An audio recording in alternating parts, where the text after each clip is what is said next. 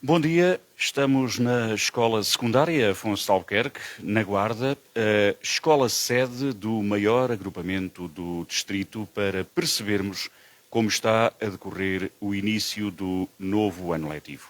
Estamos na entrada deste edifício, remodelado e ampliado por diversas vezes, onde funcionou o antigo Liceu Nacional Afonso de Albuquerque, a partir de 1969. Já lá vão 54 anos. Aqui na rua Comandante Salvador do Nascimento. O agrupamento de escolas Afonso de Albuquerque nasceu como resultado da reorganização da rede escolar e é formado por cerca de 2 dezenas de estabelecimentos de ensino localizados na área urbana e também em freguesias rurais, noutros locais de freguesia rurais. 6 jardins de infância, 10 escolas do primeiro ciclo, uma do segundo ciclo, a Escola de Santa Clara, e esta, onde estamos, a partir do terceiro ciclo, a Afonso de Albuquerque, que dá nome exatamente a este agrupamento de escolas.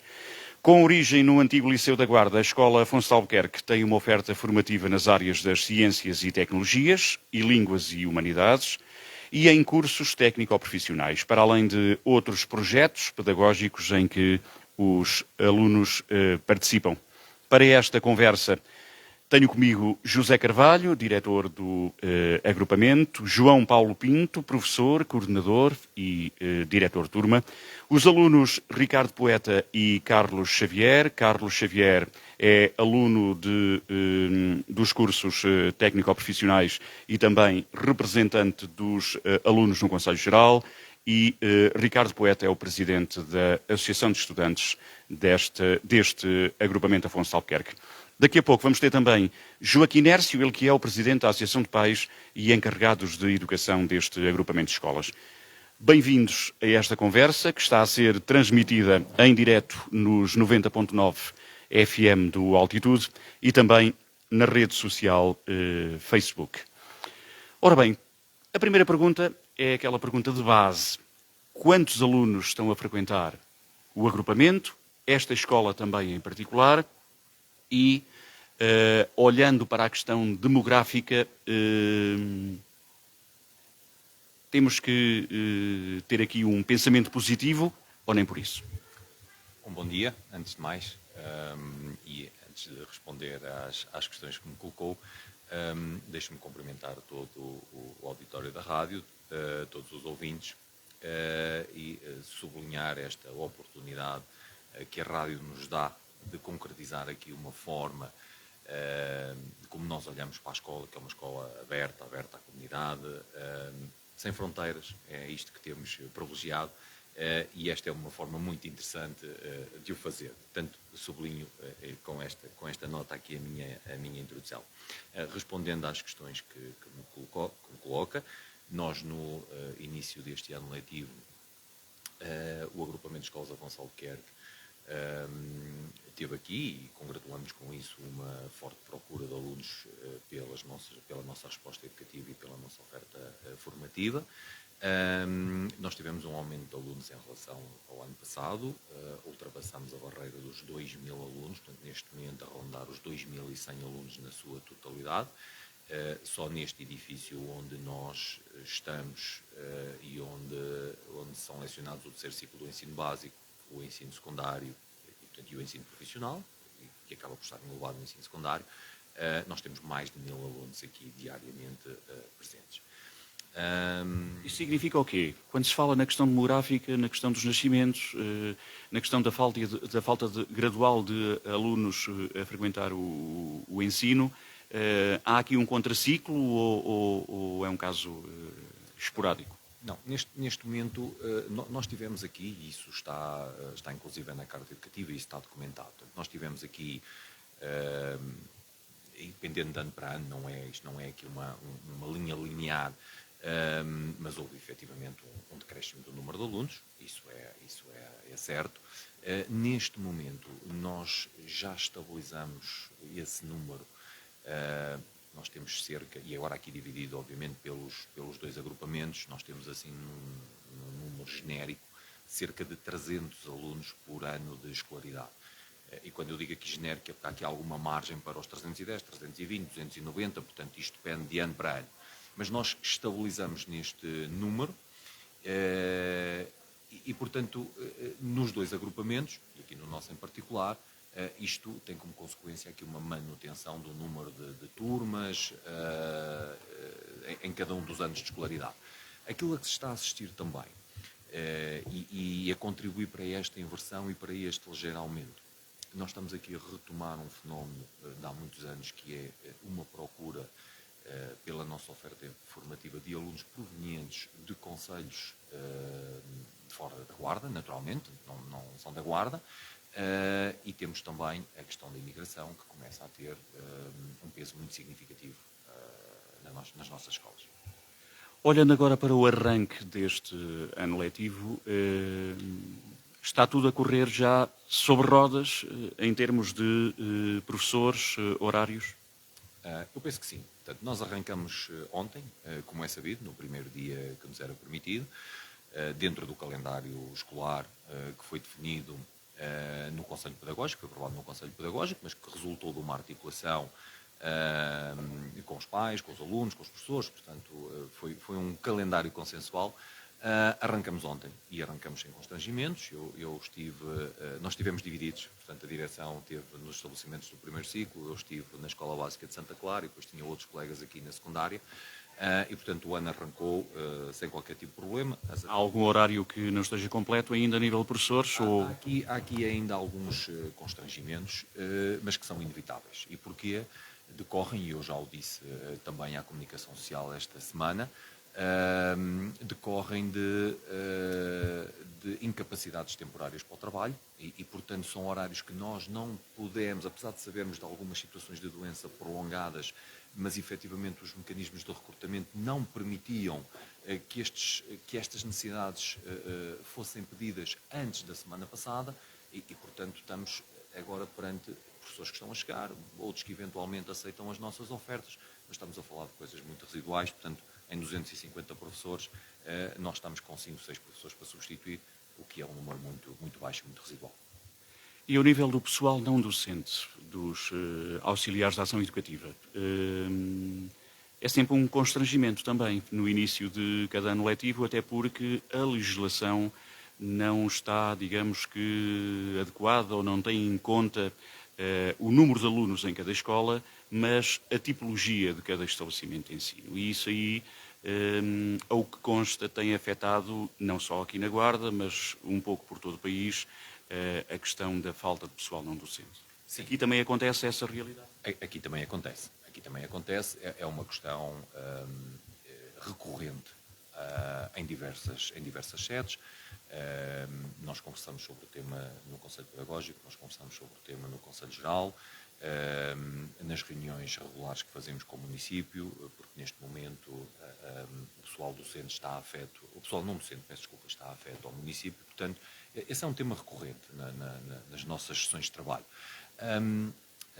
No fundo, a fórmula que dá lugar ao número de pessoal não docente para as escolas acaba por ser, como todas as fórmulas, mas cega, quer dizer, como disse muito bem, não tem em conta aquilo que é a dispersão de estabelecimentos, não tem em conta aquilo que é uma realidade, nomeadamente das nossas freguesias, a quem nós não dispensamos dar uma boa resposta, não tem em conta a tipologia dos edifícios, porque se eu tiver naturalmente um edifício em U, por exemplo, a vigilância e a presença de um funcionário é distinta desta configuração, por exemplo, que nós temos na secundária, e portanto, a forma não tem em conta nada disso. Há uma série de requisitos que não se coadunam, digamos assim, com as necessidades. Não, de todo. Portanto, é uma fórmula que, em síntese, tem o número de alunos, o número de turmas, portanto, divide aquilo e resulta no pessoal não docente.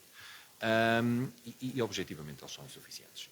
Portanto, o município, nós temos articulado e tem feito um esforço para colocar, nomeadamente, alguns POCs para suprimir estas necessidades, mas nunca é uma resolução definitiva do problema, portanto estamos sempre com ele em cima da mesa. A crescer a isto a idade do pessoal não docente, porque não ajuda, depois as pessoas adoecem e depois metem baixas médicas e, portanto, sempre que há uma baixa médica, a sua substituição também é temporária, não é definitiva. O que fazemos é, apesar de tudo, tentar esticar onde é possível, para quê? primeiro para que os nossos alunos sintam a presença e sejam auxiliados sempre que é necessário. Procuramos concentrar os recursos que temos nas horas de maior pressão que existem, nomeadamente interrupções letivas, intervalos, período de almoço, abertura. Este ano, por exemplo, nós estamos a colocar 3 assistentes operacionais de manhã à entrada da escola, exatamente para que a comunidade perceba que há segurança na entrada dos alunos. E temos feito esta articulação, mas que não é fácil de chegar lá.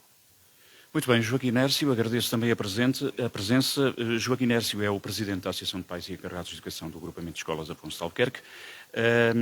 Preocupa-o, de facto, não é, a situação de ainda haver falta de professores em alguns horários. É sempre uma preocupação para os alunos e para os encarregados de educação.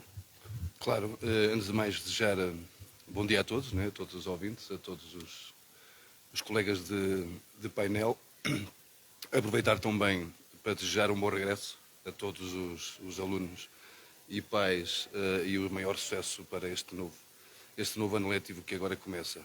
Respondendo à sua pergunta, assim, claro que nos preocupa, professores, e como já acabou de ser dito pelo seu diretor do agrupamento, professores, auxiliares, e alguns outros recursos, né, que nós gostaríamos que fossem os melhores e que muitas vezes ficam aquém das necessidades.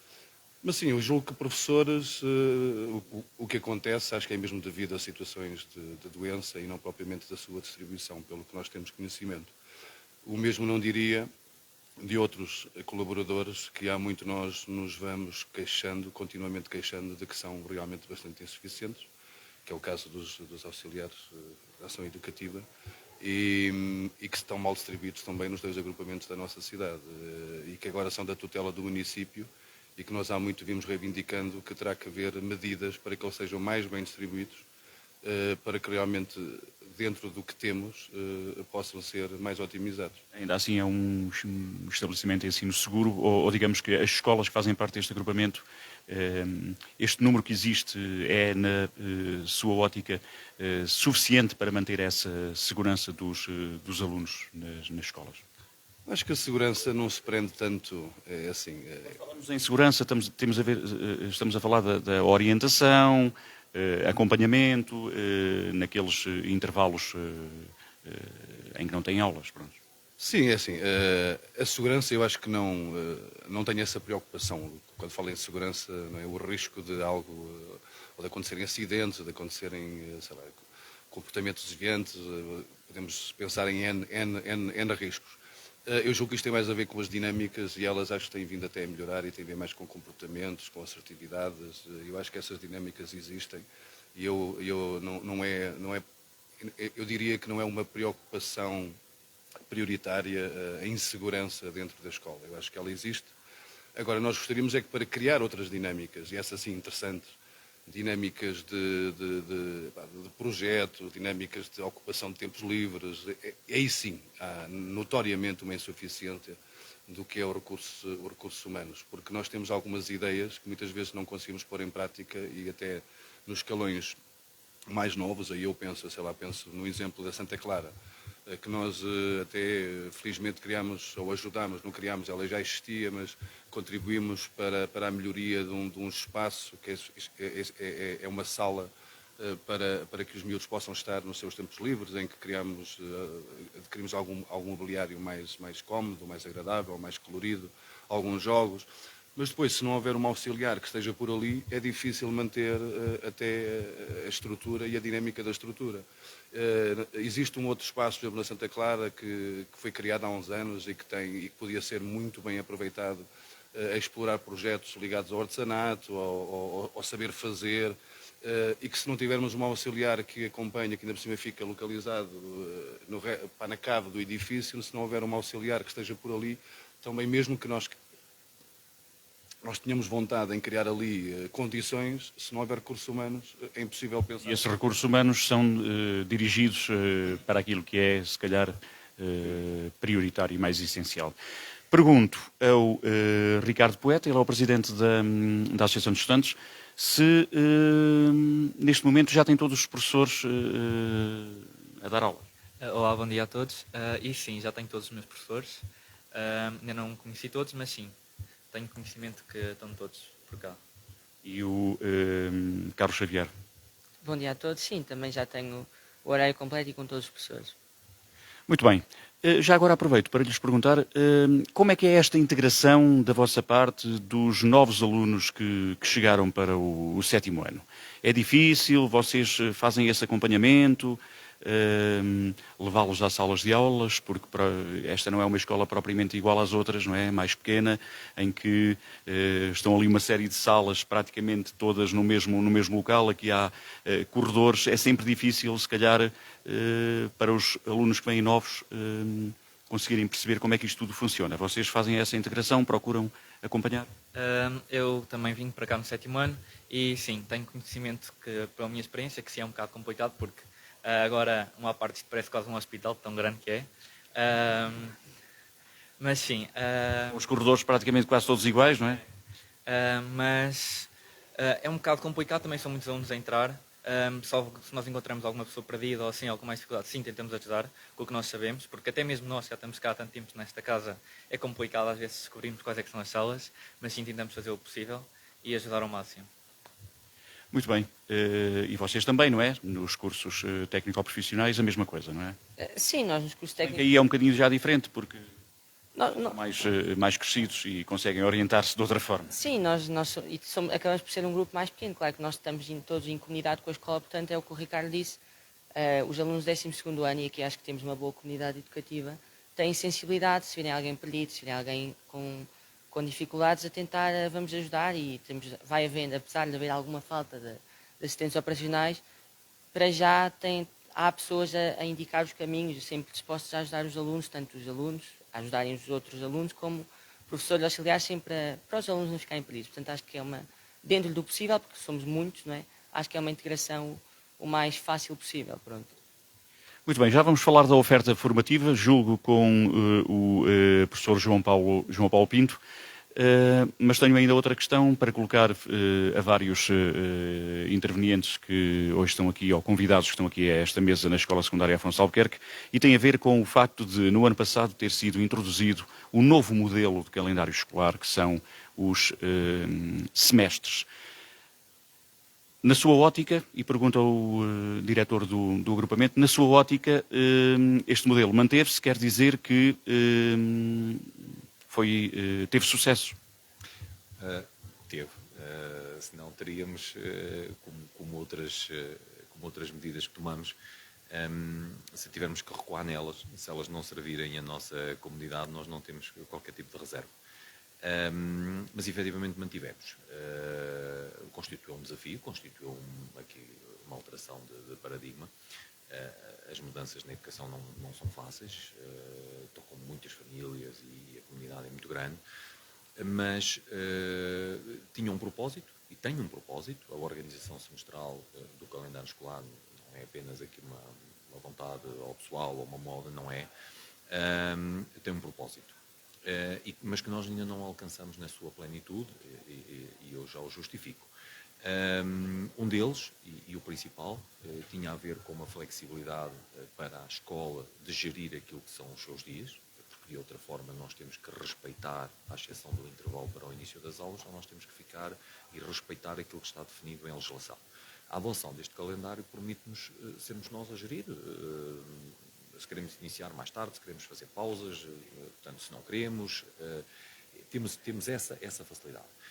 E aquilo que nós pretendíamos era dar resposta a uma fadiga, a uma percepção de cansaço que existia na sequência dos períodos serem muito grandes.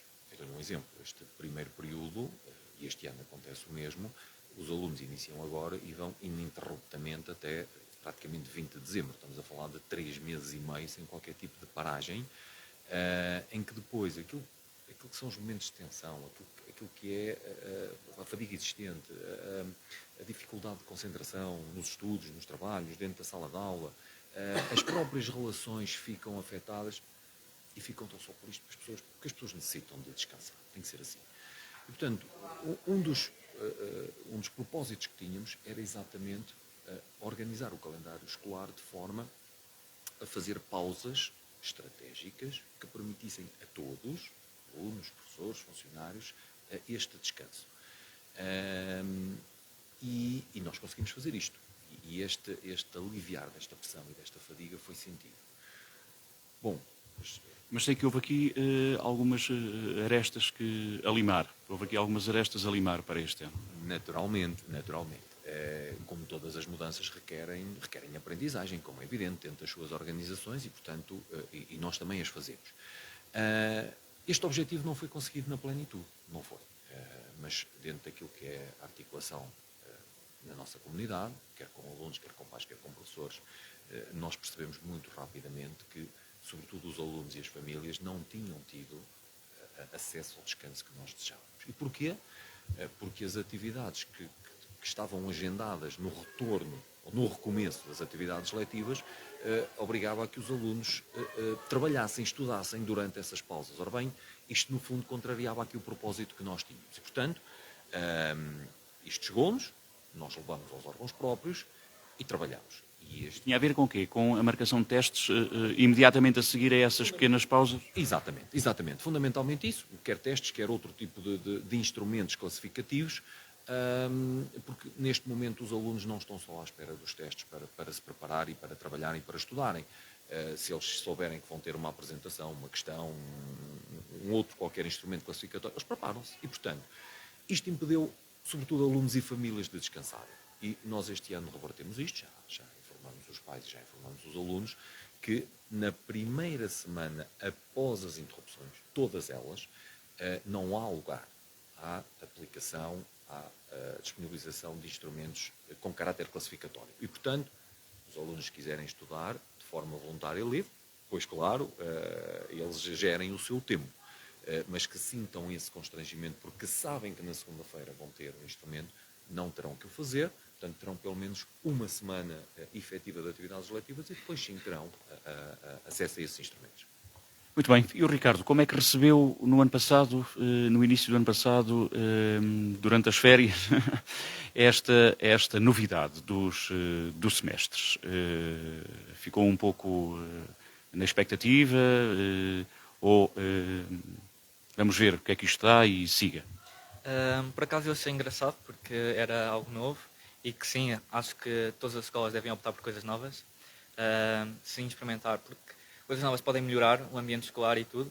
E sim, aprovo que tenham experimentado outro modelo e estou de acordo que seja experimentado. Há assim alguma dificuldade ao nível da preparação do estudo, da questão das avaliações, que fosse assim um bocadinho mais difícil de percepcionar, de compreender? Agora falando um bocadinho de mim, da minha experiência, o ano passado, no secundário, eu tenho notado talvez uma pequena dificuldade. Claro que nem tudo, nada é perfeito, e sim, estamos aqui para melhorar, como o diretor tinha dito, que era mais no sentido, por exemplo, das avaliações. Tendo só 2 semestres, depois isto também é com os gestores, cada gestor faz o seu método. Depois havia aquelas avaliações intercalares, não é? Que não eram quantitativas, eram qualitativas. Sim, mas não é bem isso que eu queria referir. Que era, por exemplo, eu antes fazia, por exemplo, 2 testes por período. E ao passarmos para os semestres, eu fazia 2 testes por semestre. Ao final do ano, em vez de ter 6 momentos de avaliação, teria 4. E, por vezes, isso pode prejudicar ou beneficiar os alunos. Que é, as notas, se tiverem uma má nota, fica mais diluída. Mas, se tendo menos momentos de avaliações, ela vai prejudicar o aluno mais nesse sentido. Eu acho que é só mais nesse ponto que, pronto, foi mais prejudicial. Mas sim, também estamos aqui para melhorar e, a partir de agora, melhorar esse aspecto também. E como é que o Joaquim Nércio e a Associação de Pais e os restantes encarregados de educação, claro, não é? Na generalidade, receberam essa informação de que o calendário escolar, o modelo, iria sofrer esta mudança? Eu pessoalmente muito bem, e outros representantes também dos pais e membros da associação também. Dizê-lo que fomos envolvidos antes do sistema ser, é bom que se diga, antes do modelo ser aplicado, nós fomos envolvidos, houve momentos de formação, houve momentos de divulgação, até internamente para os professores, e os pais também foram convidados a estar presentes, neste caso através dos seus representantes, e nós estivemos presentes. Aliás, esse momento formativo eu diria que foi uma delícia, porque quem o veio apresentar e já o tinha na sua escola há alguns anos, demonstrou ser um bom modelo. E nós pais, na altura, o que é que nós pensamos? Que aquilo que já foi dito aqui era que e também já foi dito pelo diretor do agrupamento, bem como sentido pelo aluno, que é a questão dos momentos avaliativos, e essa foi a preocupação maior dos pais. A verdade é que é um projeto, é uma dinâmica diferente e que queremos que seja benéfica e não que tenha mais pontos positivos do que negativos, porque sendo ela diferente também para não terá só pontos bons, como é óbvio. Mas, ao libertar tanto alunos como professores, porque 2 semestres implica menos um momento avaliativo de final do que eram os períodos escolares clássicos, não é? Liberta também os professores para dar mais conteúdos e para acompanhar mais os alunos, é essa a ideia. E que a escola e que a avaliação deixe de ser aquela avaliação meramente sumativa e passa a ser uma avaliação que nós gostamos muito da expressão, que é uma avaliação contínua, uma avaliação que avalia comportamento, que avalia objetivos, que avalia dinâmicas de trabalho, e não só o momento avaliativo e meramente sumativo. E é esse o caminho que eu penso que pode ser trilhado e que a nosso ver, é o grande benefício da semestralidade, é que libertando mais os professores para poder acompanhar os alunos, que o ensino meramente de conteúdos passa a ser mais um ensino a caminho do que é, no meu entender, o melhor, que é aquele ensino de projeto pessoal, individual, mais personalizado, e que eu acho que é o futuro da educação, porque hoje os conteúdos estão num clique, para nós, para as novas gerações, estão num clique de um telemóvel, de um Google, e hoje em dia temos que ensinar de forma diferente e às tantas é mais importante aprender a aprender do que propriamente aprender conteúdos, e acho que esta dinâmica permite ir por aí, pensamos nós. Mas este calendário por semestres, digamos que esbarra aqui numa situação que é, existe outro agrupamento de escolas na cidade, no concelho, que não adotou este modelo. Ou seja, há aqui 2 modelos diferentes, numa pequena cidade do interior ou numa média cidade do interior do país, em que, de um lado, o calendário escolar é de uma forma, do outro lado é da forma antiga, e pomos aqui umas aspas, com o modelo que sempre conhecemos. Deveria haver aqui uma união de esforços no sentido da adoção do mesmo formato. Eu, para não haver maus entendimentos, eu quase que deveria... Claro que esta questão é um bocadinho polémica, mas não deixa de ser polémica, mas de qualquer forma as famílias interrogam-se um bocadinho sobre isso. E eu diria que, para não haver maus entendimentos, eu quase que deveria escusar-me a falar do outro agrupamento. Agora, eu terei que o dizer, porque é que o outro agrupamento foi convidado para esta dinâmica e foi envolvido para que eles também pudessem aderir. E eu pergunto, não o quis, mas também não se envolveu. Quer dizer, não foi só não o quis, acho que nem sequer refletiu sobre o assunto. E isso é preocupante. Aliás, eu costumo dizer que uma das coisas que eu acho que não é positivo, e agora já que falamos na existência de 2 agrupamentos, eu quase questiono porquê haver 2 agrupamentos, porque... É claro que a escala é a escala, mas porquê haver 2 agrupamentos quando depois o Ministério não permite que haja um marketing positivo de cada um desses agrupamentos? Ou seja, é que não sei se as pessoas sabem, mas a verdade é que o Ministério obriga a que o número de alunos seja mais ou menos equilibrado entre os 2 agrupamentos. E então eu pergunto-me como pai, estando a viver na Guarda, se tiver 2 projetos educativos completamente distintos, em que eu avalio, porque terei que avaliar qual deles o melhor ou o que mais me agrada, e posso estar certo ou errado, não ter a oportunidade muitas vezes de escolher um deles, porque o Ministério não permite que um deles cresça, porque para um crescer o outro diminui. Isto para dizer o quê? Portanto, as dinâmicas e estas diferenças esbarram-se neste sentido. É que assim eu pergunto qual é que é a motivação de querer fazer melhor e diferente e querer ser mais moderno ou querer para tentar coisas novas, etc. Mas só para terminar, dizer que a semestralidade, no que diz respeito ao agrupamento, houve sim um déficit, e esse é importante, dentro do próprio agrupamento, que há algumas diferenças nesta semestralidade e nos timings no que se refere ao primeiro ciclo, e que este ano foi corrigido e que os pais agradeceram. Portanto, aí sim, dentro do próprio agrupamento, imaginem um pai que tem 2 crianças em idades escolares diferentes e que havia algumas discrepâncias devido à semestralidade e que hoje, dentro do próprio agrupamento, e que o agrupamento, porque ele tem liberdade para isso, este ano corrigiu. Portanto, e aí nós agradecemos como pais. Agora, em relação ao outro agrupamento, é o que eu digo, o outro agrupamento deveria, já que existe esta realidade que o Ministério obriga, deveria haver aqui mais, ou seja, mais equilíbrio e às tantas mais homogeneidade entre o que é os dois projetos, para que a cidade saísse a ganhar, né? E as crianças. Eu julgo que, se calhar, o professor João Paulo Pinto poderá também colocar aqui mais alguma análise sobre esta questão de haver, exatamente o que agora acabámos de conversar, dois agrupamentos com modelos, com calendários, não é bem modelos, é calendários escolares distintos. Sim, antes de mais, muito bom dia a todos os participantes. É assim, é sempre muito complicado, principalmente tal como referiu aqui o Presidente da Associação de Pais, principalmente quando há famílias que têm filhos nos dois agrupamentos. E aqui o facto de eles não poderem muitas vezes escolher, como foi dito, o agrupamento que querem, portanto, e obrigar, eu estou a pensar, querem em artes, por exemplo, obrigatoriamente que o pai o tem de colocar no agrupamento de escolas da Sé. Mas o outro filho, por exemplo, se quiser Línguas e Humanidades, terá de vir para aqui. O que é que acontece?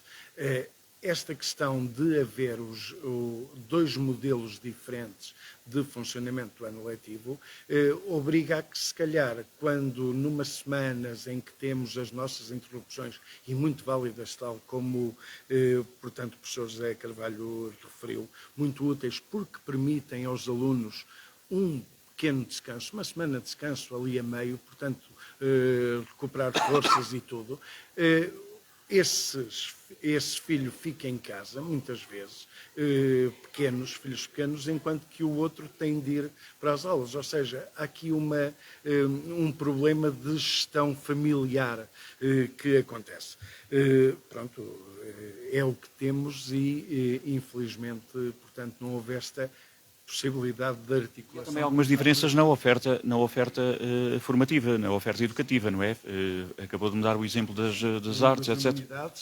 Por exemplo, nós aqui temos o curso de Científico-Humanísticas com a parte de Ciências e Tecnologia e Línguas e Humanidades, no agrupamento de escolas, além dos cursos profissionais que temos aqui, de desporto, curso profissional de desporto e de Informática de Gestão.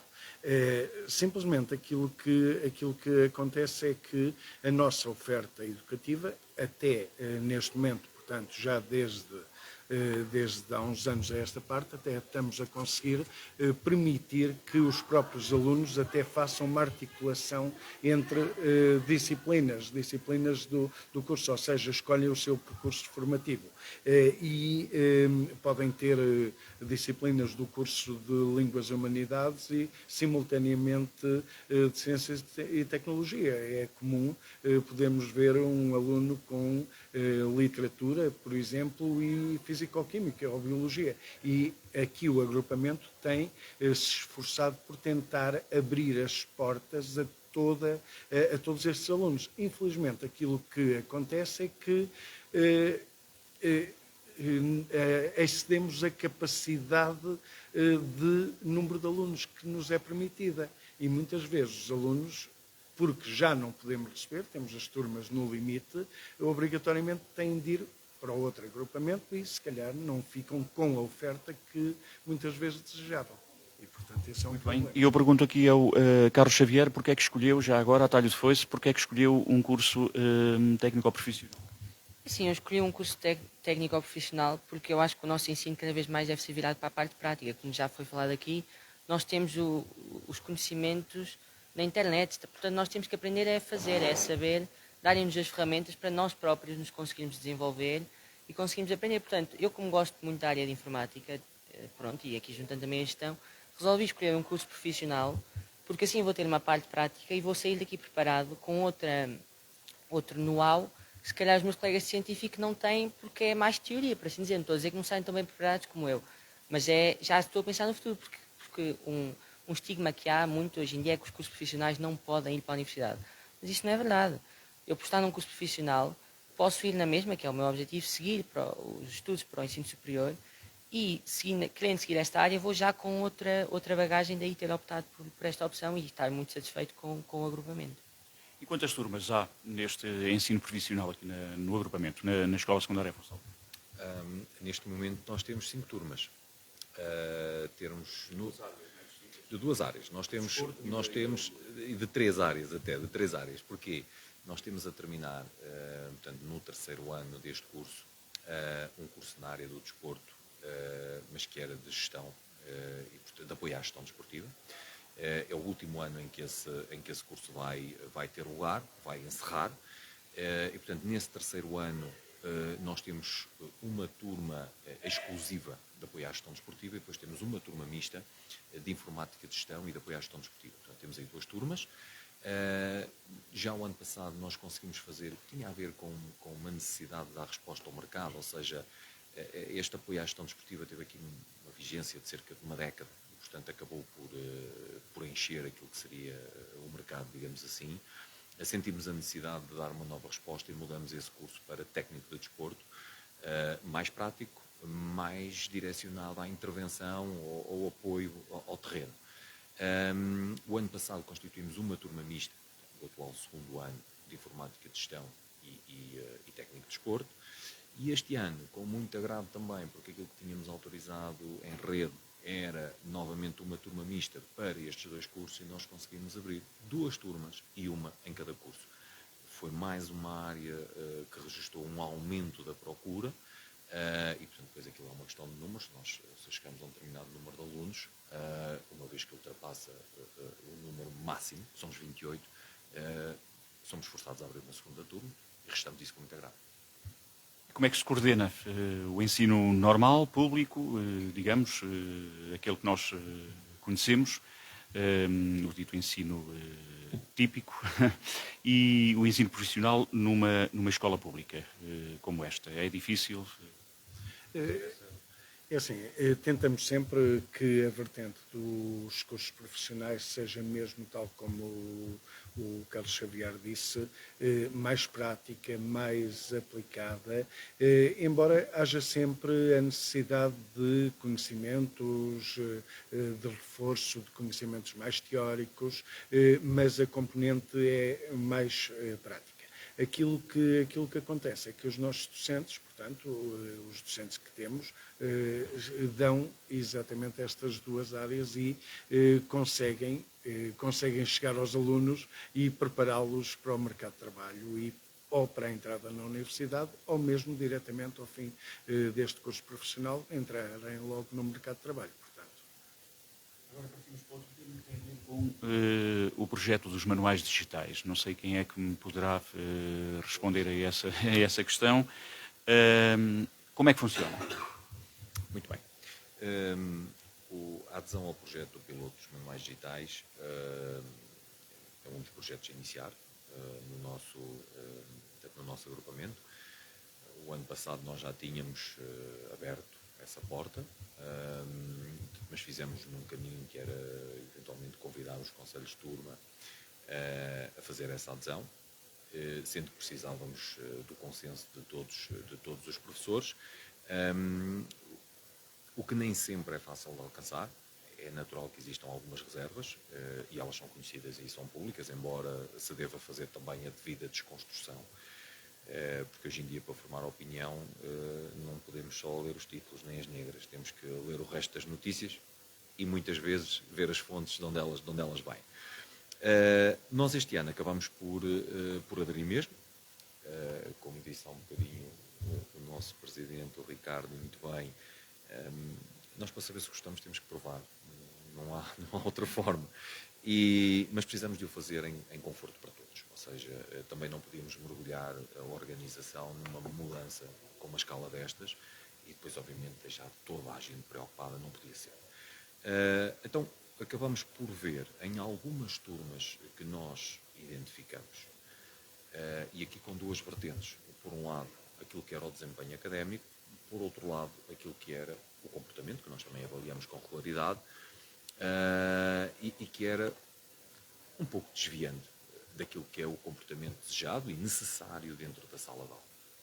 E, portanto, nós procuramos, no fundo, nos manuais digitais, uma resposta, e estaremos cá para avaliar se é a resposta certa ou não, procuramos nos manuais digitais uma resposta a estas turmas onde nós identificamos uma necessidade de melhorar resultados escolares e, por outro, melhorar comportamento. E, portanto, acabamos por juntar aqui estas duas possibilidades e em 6, 7, 8 turmas, portanto, são 2 do ensino profissional, 2 do 9º ano, 1 do 8º, 2 do 7º e 1 do 6º. Portanto, acaba por haver também aqui uma adesão relativamente transversal.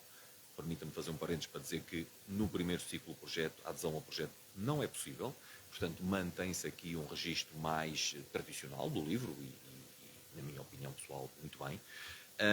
E, portanto, a partir daqui abrimos novos horizontes e acabamos por fazer esta experiência de uma forma transversal, em vários ciclos de ensino, e como eu disse há um bocadinho, e para a questão dos semestres, estaremos cá juntos, alunos, pais, professores, para refletir se o modelo serve ou não serve os nossos alunos. Mas se servir, poderemos alargá-lo a outras turmas, senão não teremos qualquer tipo de problema em recuar na adesão. Permita-me a oportunidade também para dizer que o pedagógico, respondendo uma vez mais, porque é para isto que cá estamos, àquilo que foi o pedido dos nossos alunos, eu recordo-me aqui do Carlos Xavier, que já o tinha feito há algum tempo no Conselho Geral, e eu próprio tinha-lhe dito, Carlos, pronto, vamos aqui com alguma tranquilidade, vamos ver como é que o tempo corre. Mas reforçou-se a ideia e o pedido, quer dos alunos, quer dos pais, para que voluntariamente, nós estamos a falar das turmas que aderiram ao projeto Pilotos Manuais Digitais, mas houve... Facultativo. Facultativo. Portanto, neste momento, qualquer aluno ou família que por sua iniciativa decida, eu vou deixar os livros em casa, eu não vou andar com a mochila carregada, eu tenho todo o conforto de ter os manuais digitais no meu computador, no meu tablet, na ferramenta que bem entenderem, podem-no fazer no nosso agrupamento. Muito bem. Estamos numas instalações que foram remodeladas por diversas vezes e ampliadas.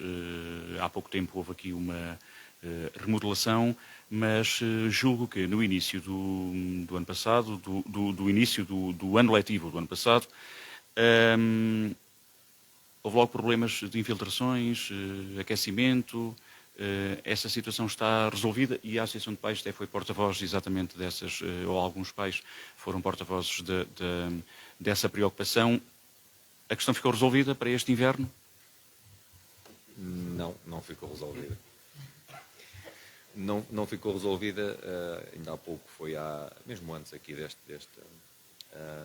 desta nossa sessão, foi lá em cima à biblioteca e já lá estão espalhados os baldes. Não está resolvido. Não está resolvido, é um problema estrutural de raiz, tem a ver com a opção de cobertura que foi feita aqui, e que requer efetivamente uma intervenção de fundo que aponta para a sua substituição ou para a alteração do modelo de cobertura. E, portanto, enquanto isto não for feito, o problema não vai estar resolvido. A semana passada, na sexta-feira, eu estive reunido com a equipa de engenheiros que acompanha este edifício, que agora já não são bairros escolares, chamam-se construções públicas, e manifestei-lhes a minha preocupação e disse, ou aproveitam dias como ou 2 para resolver o problema, ou assim que chover, como foi o caso de segunda-feira, as infiltrações estão aí. Portanto, o problema não está resolvido. Eu antecipo desde já, infelizmente, é com muita tristeza que digo isto, mas antecipo aos alunos e aos pais e aos professores constrangimentos nesse sentido. Não foram sentidos na segunda-feira porque a comunidade não estava cá ainda, em força. Mas se a chuva tivesse sido ontem, já estávamos com problemas. E, portanto, Não vejo nada otimista relativamente ao inverno que se aproxima. Portanto, até porque passou o verão e nada foi resolvido, não é? Exatamente. Porquê? Porque, a acrescentar a isto, a empresa, agora, a Construções Públicas, teve aqui dificuldade em encontrar empresa, porque depois há aqui uma entidade intermédia que acaba por ser responsável pela manutenção em proximidade do estabelecimento. E, portanto, cessou um contrato que estava vigente, houve dificuldade, porque obviamente são contratações públicas e, portanto, em grandes valores, em grande escala, e houve dificuldade em contratar uma nova empresa. E, portanto, nós perdemos cerca de meio ano para fazer intervenções. Não fizemos. Para além disso, não são intervenções que se resolvam com cola e veda. De todo, não dá. E, portanto, ir lá para o silicone vai secar e vamos voltar a ter problemas e tapa ali, mas abrem mais 2 ou 3 sítios. E, portanto, não é essa a solução. Não vale a pena. Vamos remediando. Já fizemos o trabalho de terreno que podíamos ter feito, nomeadamente limpar ralos, caleiras, portanto, isso está feito. eu penso que não teremos os problemas sérios que tivemos o ano passado em alguns espaços, mas sobretudo pavilhão e biblioteca. Repito, é com tristeza que digo isto, mas não vejo problemas. Já vou falar deste assunto com o Joaquim Nércio, mas já agora pergunto-lhe sobre transportes escolares e cantina. Foram duas questões também polémicas no ano letivo anterior. Os transportes escolares aos transportes urbanos da cidade relativamente aos horários das paragens, que não coincidiam com o final dos tempos letivos, e depois a questão da cantina, que foi aquele assunto mais polémico que houve no que tem a ver com o serviço de refeições. São questões que ficaram para trás, digamos assim, estão resolvidas essas? Nessas sim, embora sejam duas questões completamente distintas. Vejamos. Relativamente àquilo que é a nossa matriz de tempos escolares, ela foi atempadamente comunicada ao município, portanto, e é pública, inclusive está na nossa página, num documento de organização do ano letivo, e é aqui uma questão de ajustar realmente os transportes urbanos, porque são aqueles que servem uma grande fatia dos nossos alunos, e portanto é aqui uma questão de ajustar à saída. Não tem que ser 5 minutos após o termo da aula, quer dizer, mas é uma questão de dar aqui 10, 15 minutos e depois disponibilizar esse transporte. Eu creio que sim, nós entretanto sentimos ali um constrangimento a meio do ano que tinha a ver com uma alteração global da rede, das linhas e dos horários, mas essa ultrapassou de todo a escola, tanto que ela avançou e depois recuou, tanto quanto sei mantém-se essa intenção de retomar essas linhas, mas o município tem-nos pedido sempre opinião e tem trabalhado connosco. E nós, dentro do conhecimento que temos, eu não me canso de dizer, e eu ando de transportes públicos, ainda hoje vim com carros para cima, portanto, falo daquilo que vejo, e há efetivamente aqui horas de grande volume que importa acautelar, porque às vezes um autocarro não chega e é preciso aqui desdobramentos e coisas desse género. Portanto, mas o município penso que não vai avançar sem ter tudo devidamente acautelado. O refeitório foi resultado também de uma opção que nós fizemos, porque a semelhança aqui um bocadinho do calendário escolar, porque entendemos que ter cá as crianças até às 6 da tarde é um desgaste tremendo para eles. Eu questiono-me até se alguma criança a partir das 3 ou das 4 horas aprende o que quer que seja, portanto ao fim de 6, 7, 8 horas de aulas o que é que estará a aprender. E o que nós fizemos foi procurar que os nossos alunos saíssem mais cedo das escolas. Neste momento estão a sair 3 horas, 16 horas, portanto temos... Mas há alunos até às 5, até às 17. Claro que sim. No ensino profissional, porquê? Numa ou noutra turma dos cursos científico-humanísticos, porque a densidade de horas é muito grande e não cabe até às 17 horas, por mais voltas que se dê aos horários. Mas o que nós fizemos foi duas coisas muito simples.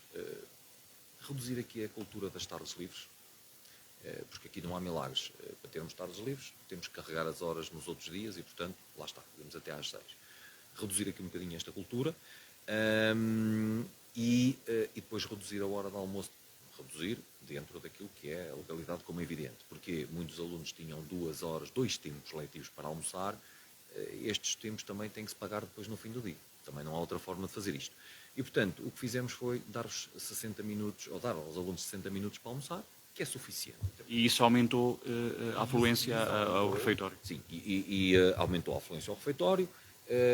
Antigamente não era refeitório, era lá fora, e até para alguns comportamentos mais desviantes, que às vezes os pais nos pedem, não há forma de reverter isto.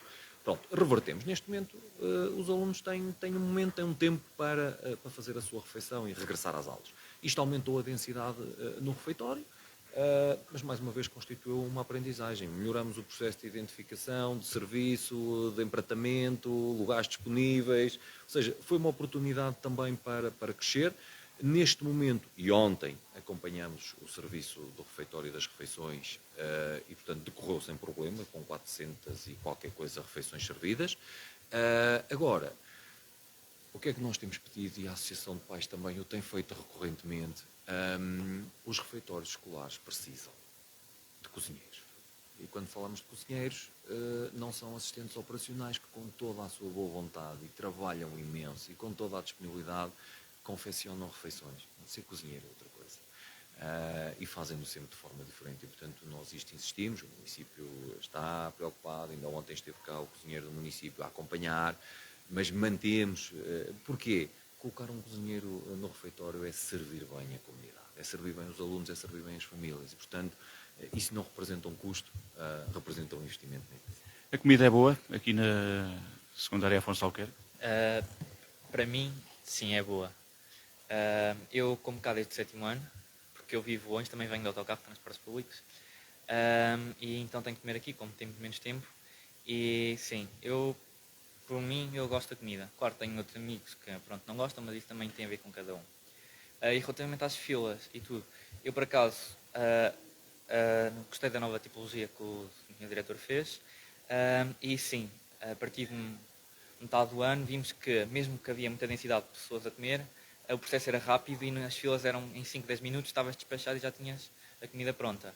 E sim, também concordo mesmo a opinião com o diretor, que é necessário que haja um cozinheiro, porque é muito importante, estamos a servir 400, 500 refeições por dia e é muita gente a ser servida e pronto, é uma necessidade urgente nesta escola.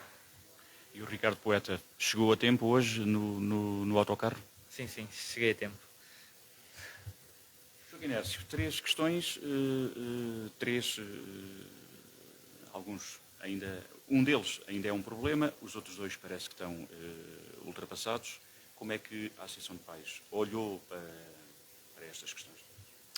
Olha, eu vou abordar várias situações, vou aproveitar, porque assim, porque falámos aqui de manuais digitais, e eu dizer que talvez os pais ainda não estejam totalmente preparados para este processo para os manuais digitais, porque também foi proposto, e bem, e de forma voluntária, os alunos podem aderir a ter manuais digitais, e isso é bom, né, porque dá liberdade de escolha, mas dizê-lo que quando foram questionados, e eu fui o exemplo disso, na turma em que represento os pais, e falamos de uma turma de 6º ano, em que foi questionado aos pais, na sua maioria, rejeitaram a ideia de ter de forma voluntária os manuais digitais.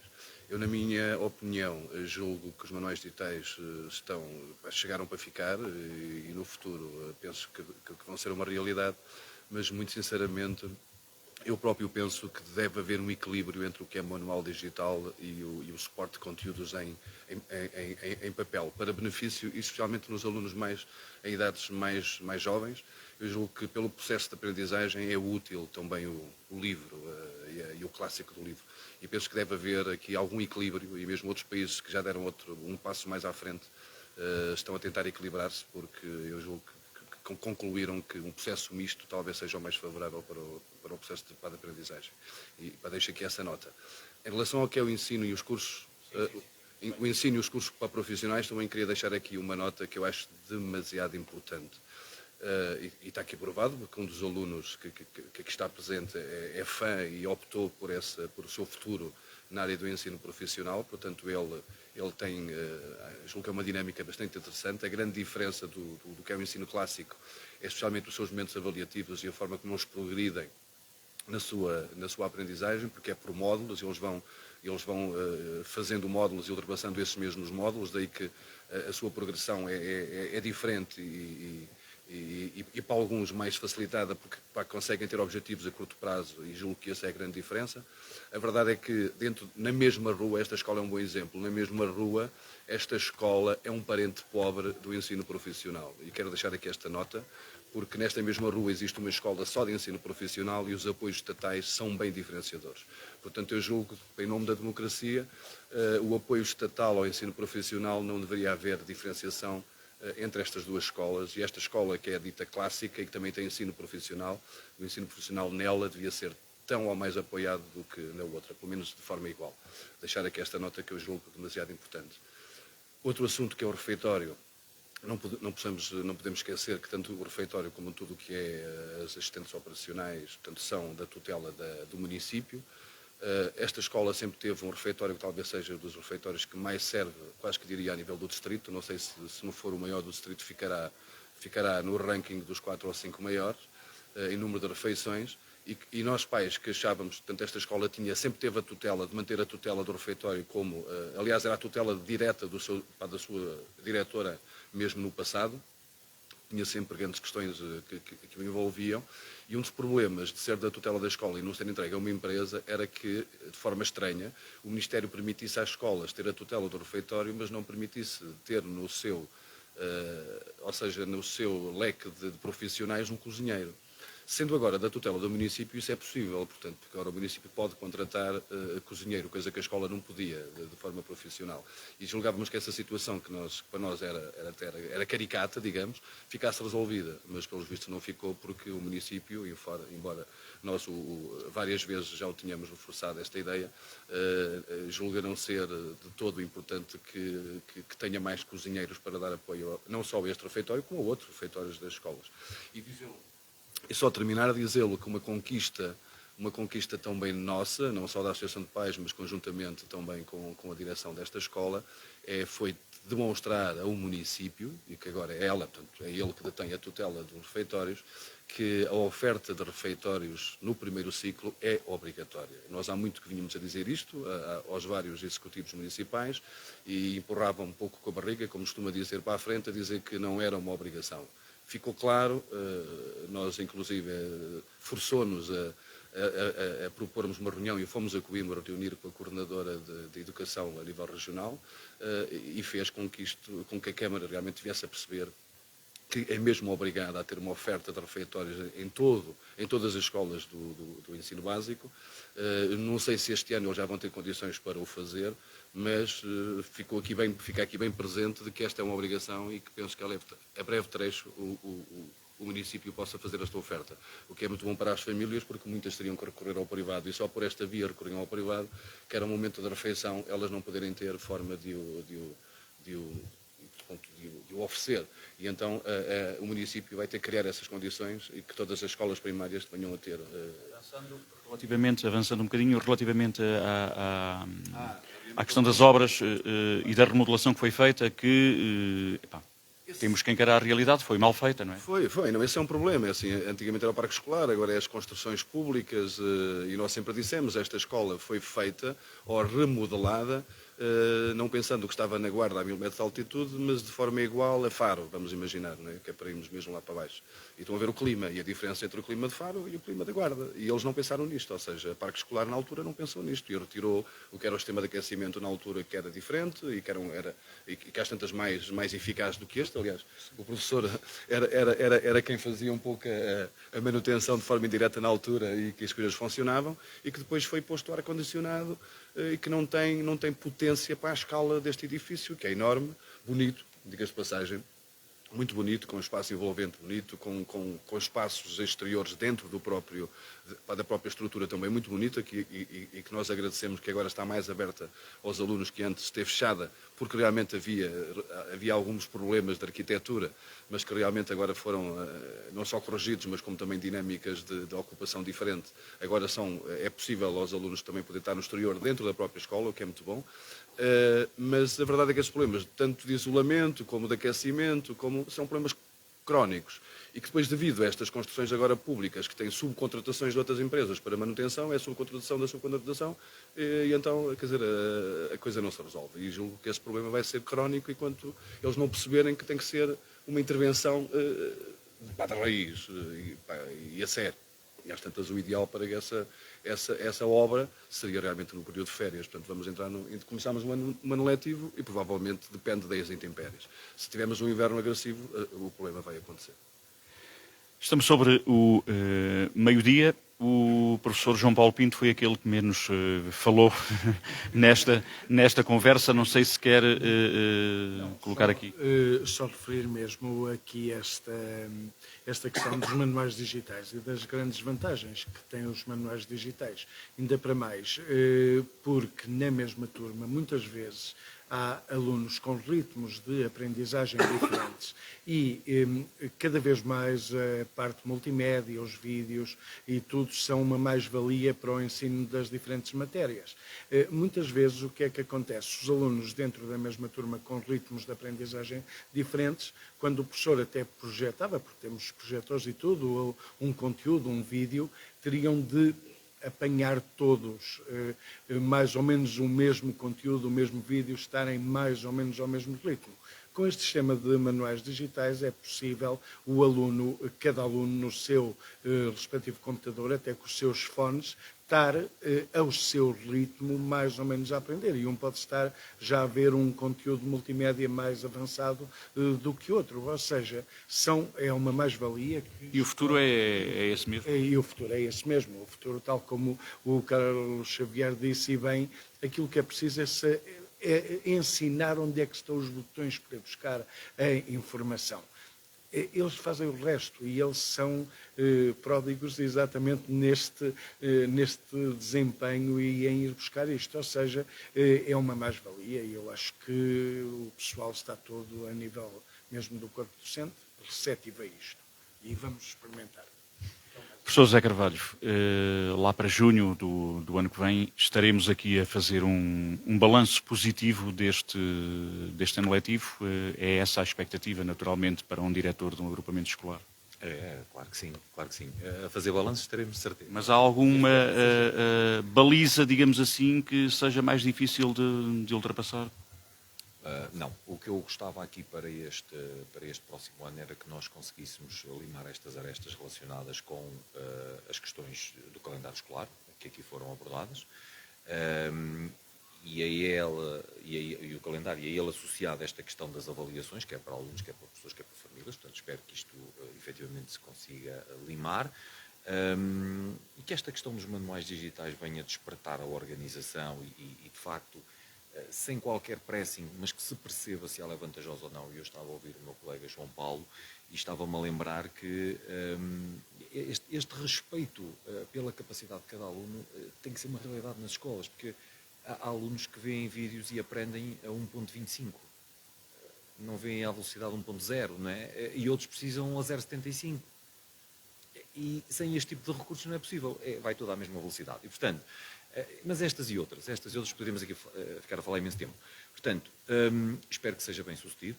Espero também que um outro projeto muito ambicioso, que é o programa de escolas bilíngues que nós arrancamos este ano, e esse bem difícil, mas que eu espero que ele seja também, e que seja igualmente bem sucedido. Portanto, no fim, com toda a abertura que nos caracteriza, com toda a disponibilidade, sem pressão nenhuma, estaremos cá com a nossa comunidade para fazer as avaliações e, obviamente, que eu desejo que seja positivo, claro. Já agora, para finalizar mesmo, recorde-me quantos alunos tem este agrupamento escolar e esta escola também em particular? 2.100 no agrupamento, assim, números redondos, e este edifício a ultrapassar os 1.000 alunos. Se me permite, porque não sei se depois volto a ter a oportunidade, deixe-me